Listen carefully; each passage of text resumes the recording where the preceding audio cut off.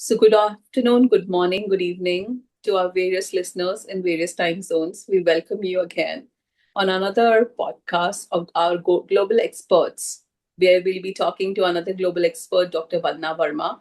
She's a well known nutritionist, a wellness expert who has spent years helping people understanding how simple and mindful eating can transform health, and her focus on geriatric nutrition and preventative wellness makes her insight especially valuable for today's conversation. So, baton on to my co host, Pankaj. Thank you, Dr. Mrigna, and a genuine and a humble thanks to Dr. Vandana Verma. So far, we've been talking about elderly care and other aspects of it. But one aspect which we have always been talking about, but really not come on board, is the nutrition part of it and the well-being part of it.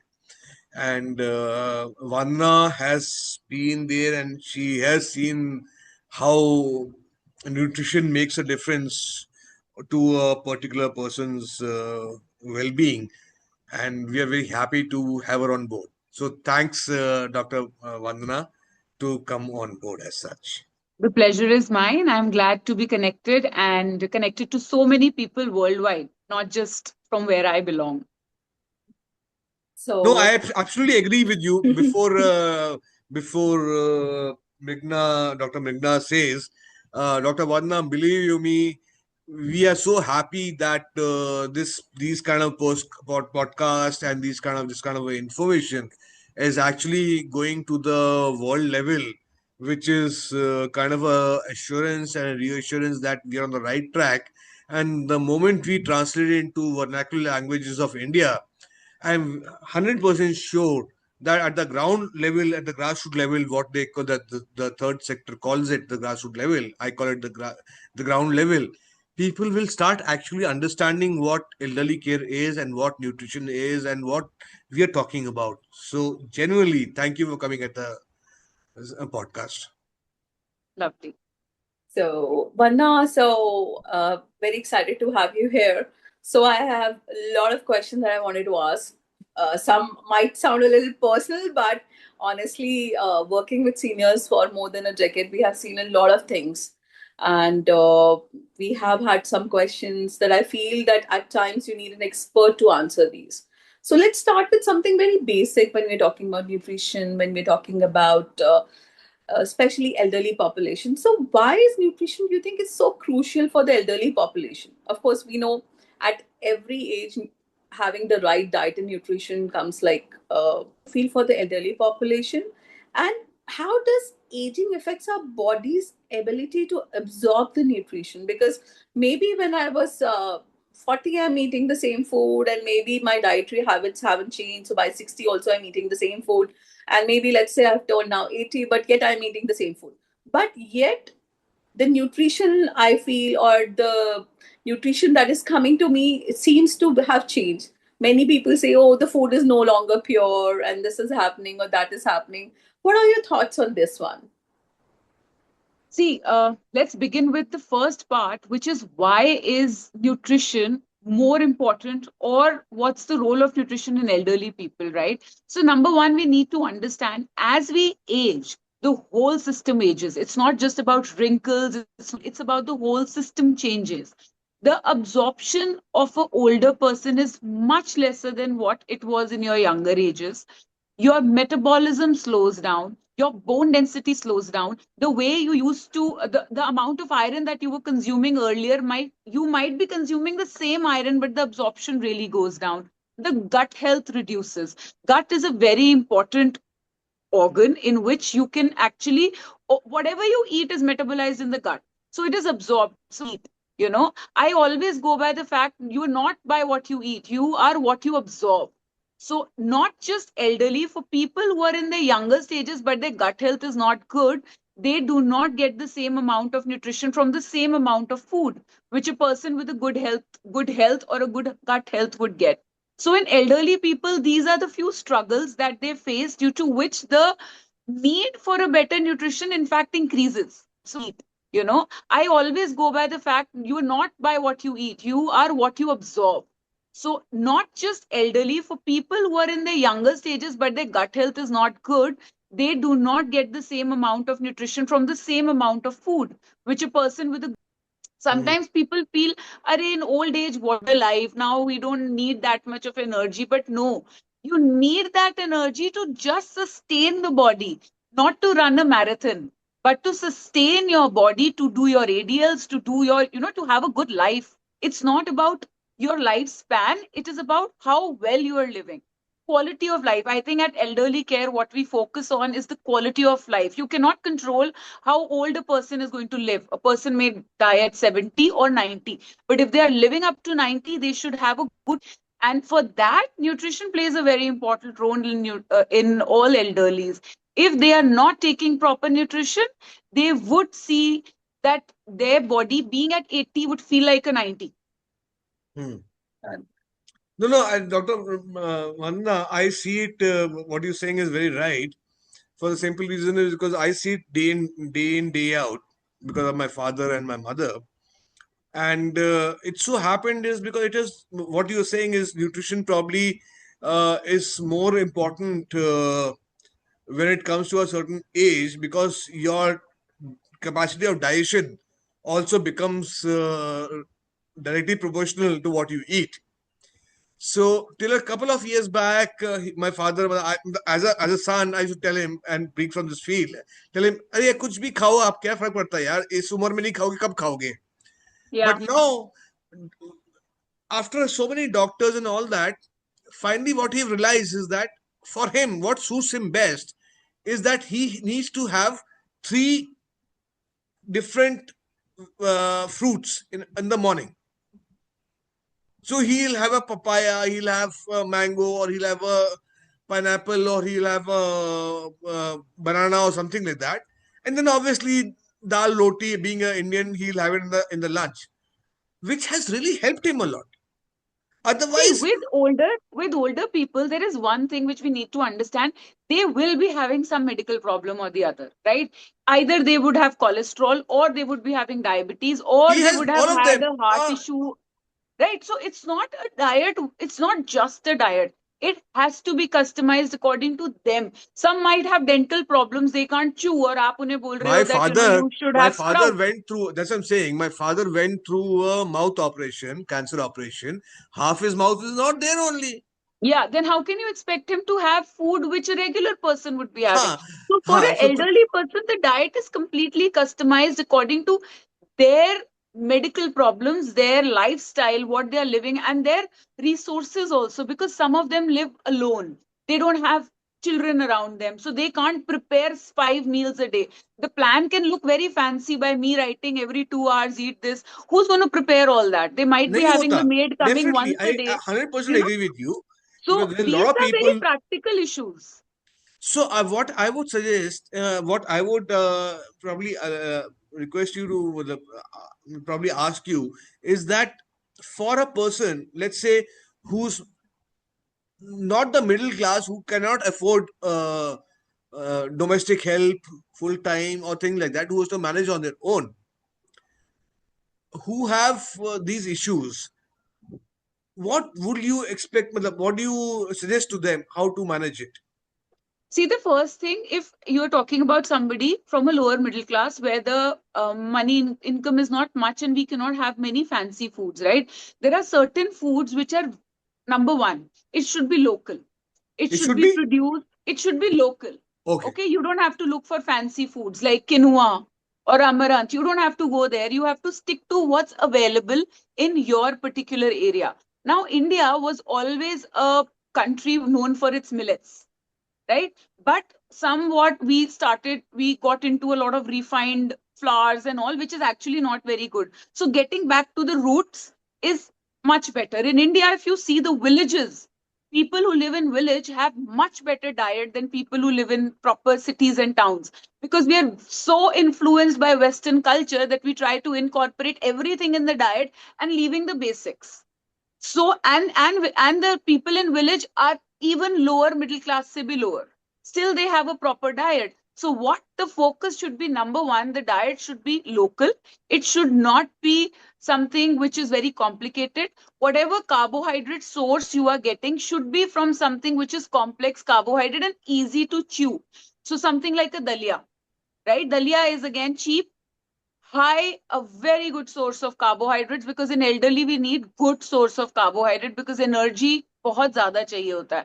It is a complex carbohydrate, so it adds that fiber content which helps them in constipation because they are very prone to constipation.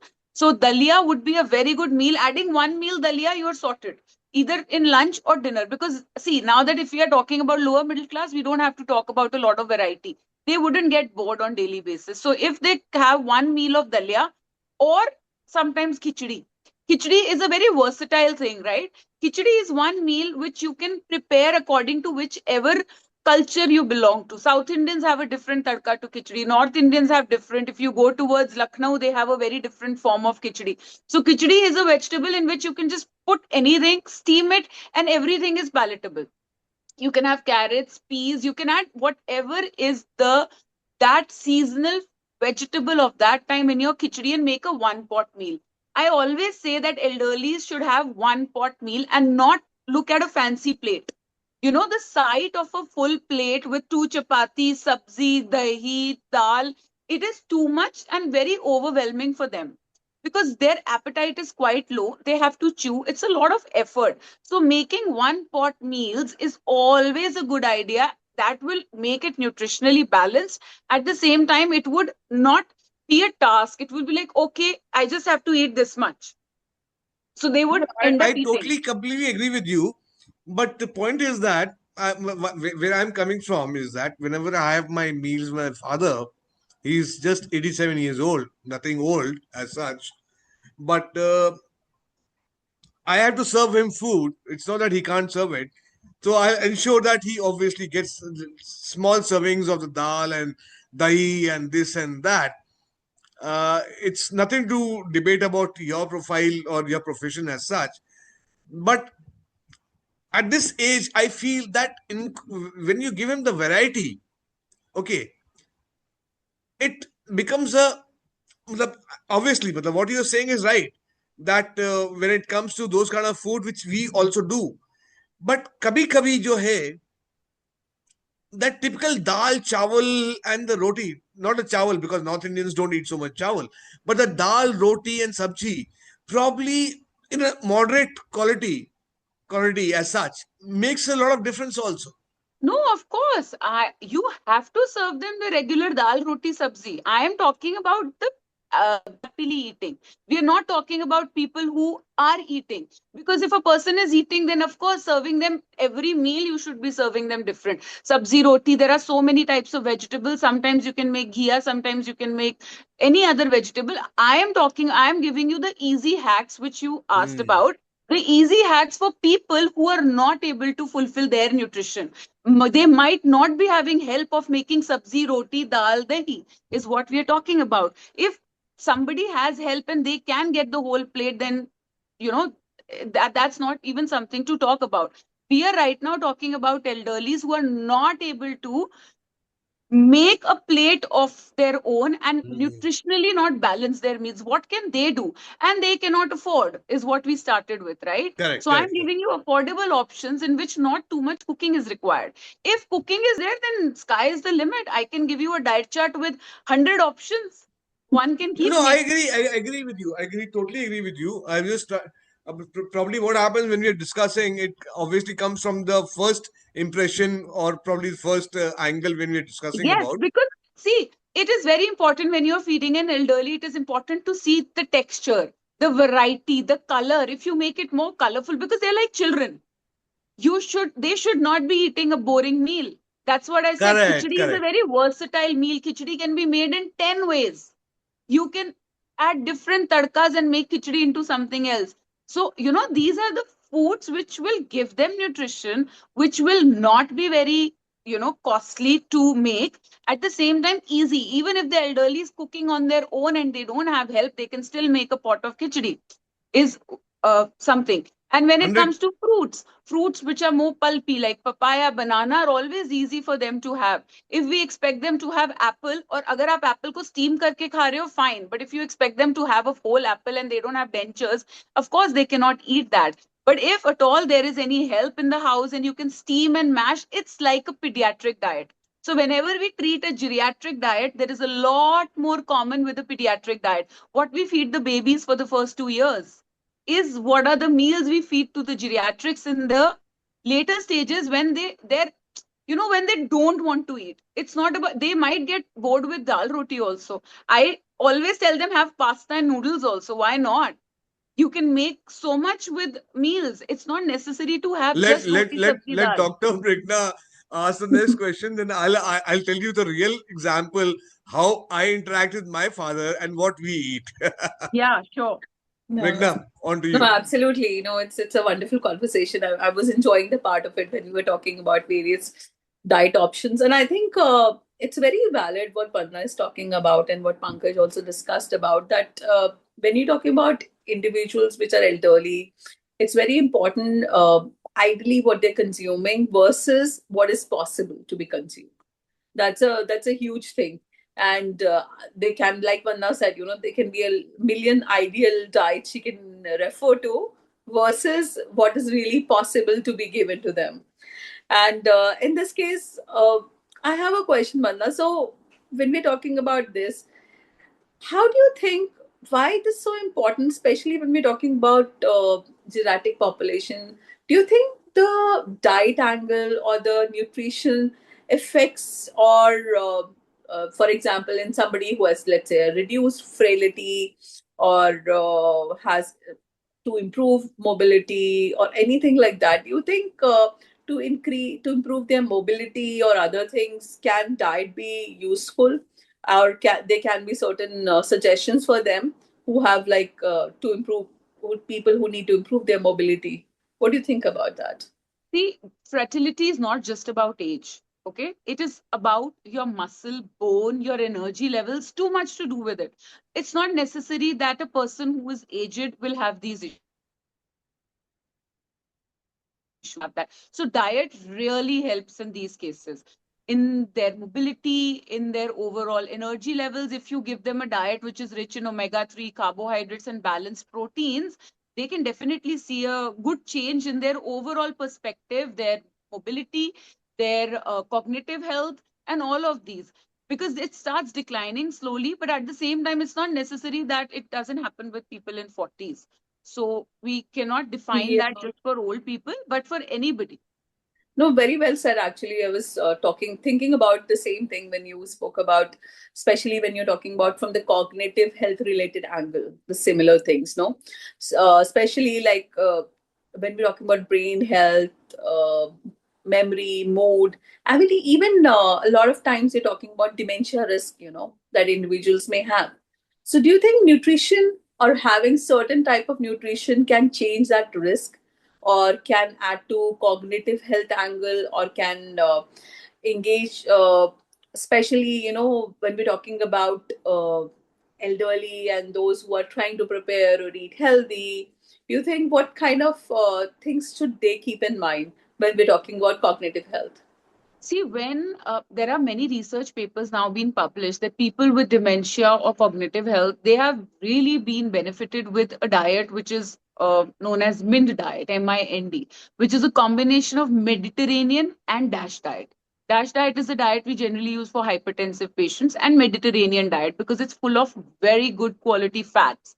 So things like adding salmon, olive oil, eggs, antioxidants, foods rich in omega-3, seeds, nuts. Nuts, again, they can't chew the nuts. So you have to make it in a powder form. So these foods have to be given to them in different form. But if you add foods which are rich in these particular things, really help people with brain issues, with people having dementia, Alzheimer's, they do show a very good response. See, these are progressive. Cannot be, some people might think, okay, if I have this diet, this can be reversed. No, it can slow down, which itself is a very good thing. Exactly. We have to see what the goal is. We have to not think that we are not advocating that diet is going to cure you, but diet is going to slow down the process and make it, make the journey smoother for you. Yes, especially when we're talking about like neurodegenerative disorders, actually, we're talking about diseases which actually most of them are not curable. And what we're trying to do is what Yeah. I say to my all my clients is be able to manage. So we're trying to manage the condition, we're trying to manage the symptoms, we're trying to reduce the steep slope the person is on and maybe reach to a plateau phase. Whereas in though there may be the degeneration will be there, but nonetheless, it is more or less stable and it's not a very steep degeneration. So yeah, Yeah. actually it makes sense when we're talking about. So can you put a little more light on DASH diet and Mediterranean diet and simplify it for our listeners? What does they So, consist of? so see, a diet which is rich in certain things like fruits, fibrous vegetables, right? Low on sodium, not high in terms of good fats. Fats are very integral at that stage. Mediterranean is quite essential on fats and B12. So fats and omega 3s like adding fish, chicken, egg, and also adding olive oil, extra virgin olive oil, olives. Salmon is a very good source by adding these foods, walnuts, nuts, chia seeds, flax seeds. These are certainly the foods which come under this category of DASH diet. So if one focuses on this kind of a diet and makes, like every day diet. There are so many people now who are getting into veganism, where they are actually missing Yeah, on these a lot of these factors like meat products and all the dairy. So for them, B12 is one vitamin which is very deficient because it's only available in these foods. So they have to then consider supplementation of B12 because you cannot not have B12, right? Okay, fine, you convert into a vegan for your own personal reasons, whatever. We are not going to advocate on that, but if you are, then you need to take care that the person is given B12 supplementation because this is very important for cognitive health. Well, that's interesting one now, especially when we're talking about vitamin B12 and veganism, which is a very common thing in India. We see a lot of people out of religion, out of personal reasons, turning into vegan. And B12 deficiency, and I think vitamin D3 deficiency has become an epidemic these days. Not Yes, these two, definitely. Even D3. And even in India, a place like India, which is so sunny all the time, we all are deficient because we are mostly indoors. The time to get the sun, the right time, we all miss it mostly. And who stands in the sun for half an hour? I have not. I don't remember when did I do that apart from when I went on a beach. So I know that we are all indoors. Whenever we are going out, we are applying our sunscreen. So oh, that's then the real. applying sunscreen also reduces your D3, is it? If you are applying sunscreen, how is the ray going to penetrate on your skin? Ah, that's very interesting. Very interesting, actually. okay, Dr. Vandana, you have touched on a very soft area for a person who doesn't go out at all. Okay, and I think people like me, most of us, land up taking that once a week tablet of D3 or something like that. Yeah, yeah. Okay, And okay, what's the harm? it's not the harm. It's that something which should have been going on Yes, outside. yes. I'm taking it as a Nothing can capsule. replace what sun will do to our body. Correct, correct, correct. So, so that is one part of our age, which is not too old or too young. Well, let's say 55 plus or 55, which is, I think, just the beginning of childhood. But coming to the elderly care, when it comes to what you are saying, I totally agree with you in terms of diet. How do you challenge it, or how do you explain it to people who are hardcore vegetarians? We don't have to And convince them. If they're a vegetarian, see, point is they that just supplement it. That's it. no, no, no, it's not that. It's they agree that these are things are like forget eggs or forget non-veg anything. I don't understand in terms of definitely like, we all talk about we should have omega 3, omega 4 and all that, which you guys know better. But end of the day, if you look at most of India, hardcore India has been purely a vegetarian country. Yeah, it is. Okay, whether it is Madhya Pradesh or Rajasthan or anything, even hardcore Punjab, that tandoori chicken is actually a farce. It's purely a Delhi concept. Punjab, hardcore Punjab is purely vegetarian. All milk products. How do you explain it to people like my family who are into purely not into non-vegetarian? How do you convince them of aging in terms of this is what you should do? Okay. See, firstly, Pankaj, it's not that only non-vegetarians are going to age well and vegetarians won't. Okay. There are many vegetarian foods which are rich in protein, right? But the problem is then you have to add them in your diet. You can't expect that a katori of dal will do the needful, or just having one paneer in a day will do the needful, right? Firstly, one needs to know how much protein they need, because when we are talking about non-veg, we are basically talking about protein. That's the main thing that it's producing on the table, right? So if we are talking about protein, they need to introduce more vegetarian options in their diet. So if you, and how much protein is required if a person is say about 60 kilos, then 60 grams of protein is required in the body. Okay. And one katori dal has barely 10, 8 to 10 grams of protein depending on that dal. So agar aap pure din mein sirf one katori dal kha rahe ho, then that is not enough. Right. And for the similarly, if a non-vegetarian is just having one egg in a day, it's not enough. It is about the quantity and the right foods. So Virat Kohli, out of all the people, has turned vegetarian, right?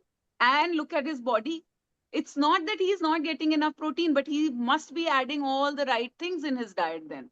And also, supplementation plays a role. So, if you want to be a vegetarian, but at the same time, you want to look after your body, then you need to follow a proper diet. You have to add the foods. And that is how I convince my patients. Number one, if a patient comes to me and then tells me I'm a vegetarian, but I don't want to do anything about it, then I will say that is the door and you can please leave. Because then I can't do anything. You have to eat. I don't have to eat. I can only advise you and tell you what you can, what you should be eating. I cannot be putting you IV drips of the food, right? So the patient has to understand. Now that counseling session happens with the patients, because with elderly patients, you need more patience and you need to make them understand. But at the end of the day, the whole thing depends on what the patient's goal is. If their goal is to have a body of a certain way, they will have to follow things. People who are going to the gym these days, most of them are vegetarians. If they're vegetarians, they're relying on protein shakes, right? So they will have to either introduce vegetarian options. And when I say vegetarian option, it has to start from breakfast. There has to be a breakfast which has protein, a midday, lunch, evening, dinner. 5 intake of protein in a day, which is at least 10, 10, 10, 10 grams karke, 10 to 15 grams will make it a 60, 70 grams. That is the average weight we are talking. So, Yeah. if you could like just share one simple golden rule for eating, especially eating well after 60, what it would be? See, I would say number one, eat smaller quantities, eat foods that you relish, because at this age you really don't have to think too much about, you know, having everything right. So thoda bahut you can splurge if you liked your pickles and you were not having that, including them a little bit, and not eating alone. That really makes a difference. If the elderly people are eating with somebody, they really, their appetite increases. But if you just give them a plate in a room with no person, they their appetite just goes off. So these are the things which I think we should be focusing on people above 60, because all that, this is all that they want with their boring meals. If you put a little bit of pickle, it would make their day. If that pickle is served by their daughter or their son, it would make their day. And if the quantities are smaller, it would be easier for them to eat. No, that's a very, yeah, please. No, no. Why I'm saying is that, Dr. Mira, sorry to interrupt you, is Yeah, that not at when all. I was doing the audit, okay, when I went to Kolkata to the audit for these old age homes, and when I asked these widowers, okay, ma'am, okay, you've been a widower for so many years. What would you like to eat? हाँ हम तो मच्छी खाएंगे हम तो लुच्ची खाएंगे and all that, getting it. So India, that is the time I realized, this is almost 15 years back, I realized irrespective of the background, India is so diverse that the same food cannot be replicated in Ahmedabad. Because I've done the old age homes in Ahmedabad. Ahmedabad is purely vegetarian. Whereas for them, having an egg or a fish once or twice, probably, well, let's say 4 times a week, is a part of the lifestyle. Whereas for people in Ahmedabad, there's not even an egg involved,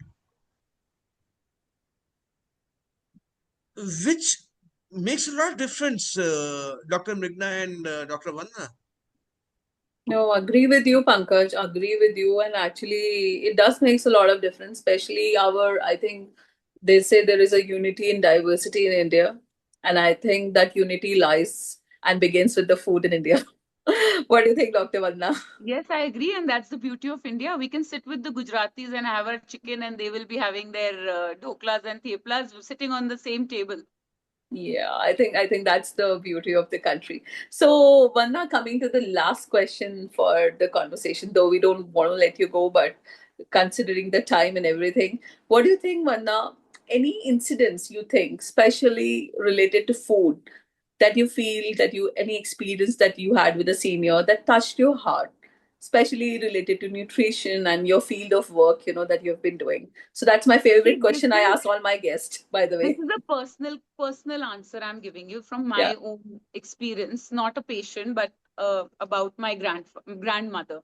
In fact, my husband's grandmother.